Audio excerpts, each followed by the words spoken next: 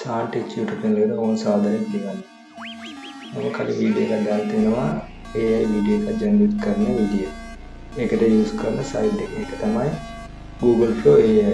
ඒකේ සාමාන්‍යයෙන් තප්පර 8ක වීඩියෝ එකක් තමයි හදන්න පුළුවන් ඕගොල්ලන්ට. හරි coins 50ක් කමන වීඩියෝ 5ක් හදන්න පුළුවන්.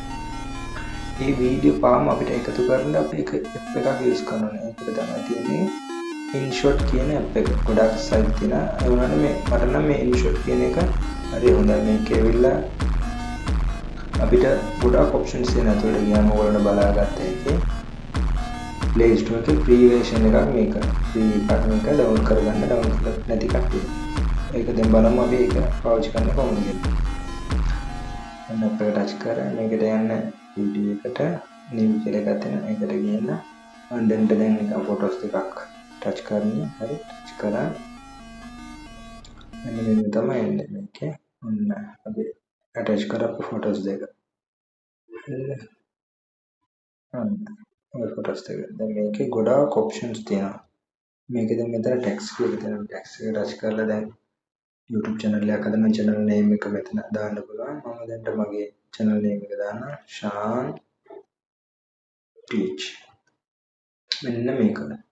අපිට ඒක ඕන කලයකට දාගන්න පුළුවන්. ඕනේ අකුරු කොහොමද ඕනේ කියන එක ඒකට දාගන්න පුළුවන්. දැන් මෙතන එකක් තියෙනවා මෙන්න මේක මේ කොනේම දෙන්නේ. මේකේ ගොඩක් කරන්නේ මේ loop තියෙන එක තමයි loop කියන එක තමයි මම use කරන්නේ. ඒක use කරලා මෙතන මේ light එකක් වගේ icon එක තියෙන ඔන්න ඕක. ඕක ඇදලා මෙතන duration එක මේ time එකක් පින්නනේ. ඒක full ඇදලා තියාගන්න. මේක ඊළඟ එක කොහොමද මේක අපිට එක්කෝ හිමින් මේක අපේ channel name එක ඇවිල්ලා යනවා නැත්නම් fast වෙනවා slow තියාගන්න. නැත්නම් මේක වැඩි කරනවා මම පෙන්නන්න. ඔන්නද මෙතන දැන් full video එකට මේක අදින්න. හරි මෙන්න දැන් බලාගත්තා මෙතන Shan Teach කියලා එනවා.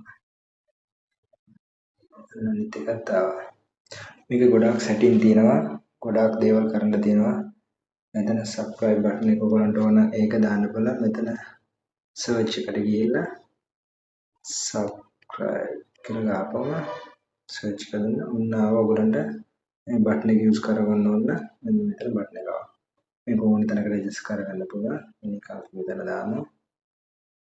දාලා right click කරනවා. හරි දැන් ඒකත් ඒ විදිහටම adjust කරගන්න. අන්න දැන් play කරපුවා අන්න උතන ඔයගොල්ලන්ට පේනවා. දැන් මේකේ තියෙනවා මේ app එක logo name එක. මෙන්න මෙතන InShot කියලා මේක අයින් කරන ඔක ටච් කරන්න ටච් කරලා free remove කියලා තියෙනවා. ඒක දුන්නම logo එක අයින් වෙනවා. හරි මම දැන් ඒක කරන්නේ නැහැ. ඒක කළා මෙතන export කියලා තියෙනවා.